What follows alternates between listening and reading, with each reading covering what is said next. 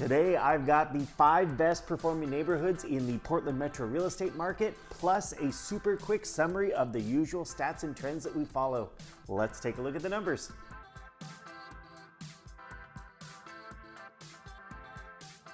Hey everyone, RRMilligan here, bringing you the very latest in our local real estate stats and trends. The market sample that we're working with, as always, is for the full Portland metro area, including Southwest Washington. Just a reminder that all real estate is local, so if you're curious about a specific neighborhood and what's going on there, or a specific segment of the market, just drop me a line or post in the comment section right here. First up, I've got a quick rundown of the trends that we've been watching in Portland residential real estate. We did see a big drop in sale prices from the previous week's high, but we can see some volatility in our week-to-week numbers due to the smaller sample size that we're drawing from.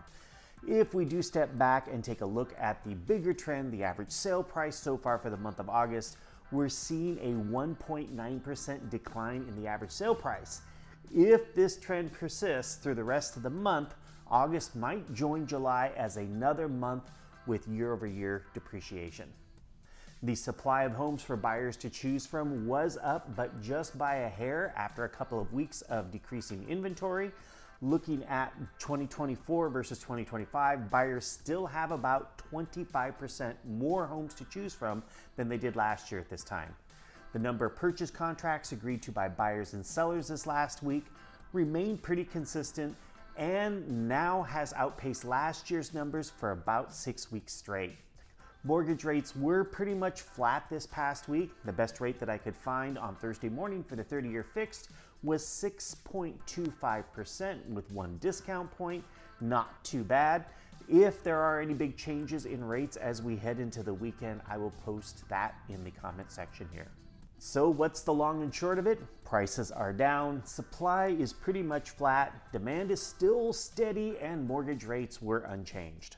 Now on to the 5 hottest neighborhoods in the Portland metro area, and this is just for the Oregon side of the border. We did receive the July market stats for the Portland metro area. These stats come from the Regional Multiple Listing Service, or RMLS. That's the realtor marketplace and the source from which just about every online real estate search site draws their information. That's homes.com, realtor.com, zillow.com, remax.com, and so on. Just about everyone draws from the RMLS. So in the RMLS July stats, one of the things that I always find most interesting are the metro areas with the strongest sale prices. In this case, we're looking at a broader sample, the rolling 12-month comparison of average sale prices. So sharing the 5th and 4th spots with a tie were North Portland and the Tigard-Wilsonville area with a 3% gain in average sale prices. It wasn't too long ago that North Portland prices were in the red, so it is a bit of a surprise to see prices back on the rise in North Portland. Coming in 3rd in July was the Gresham-Troutdale area with a 3.3% gain. That's not a surprise. Gresham and Troutdale have been in the top 3 markets pretty consistently this year. It's the same story for our 2nd biggest rise in July, which was the West Portland area with a gain of 3.5%.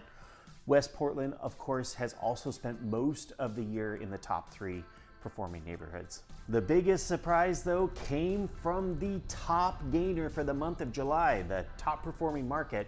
That was Southeast Portland with a gain of 3.7%. Much like North Portland, it wasn't that long ago that Southeast Portland was in negative territory. So again, it's a bit of a surprise to see that area in the top spot. Well, there you have it. A quick roundup of the stats and trends for the Portland metro real estate market, plus the top 5 performing neighborhoods. Thank you so much for watching the video to the very end. I hope that you got something informative out of it. Have a fantastic weekend, and I will see you right here next week.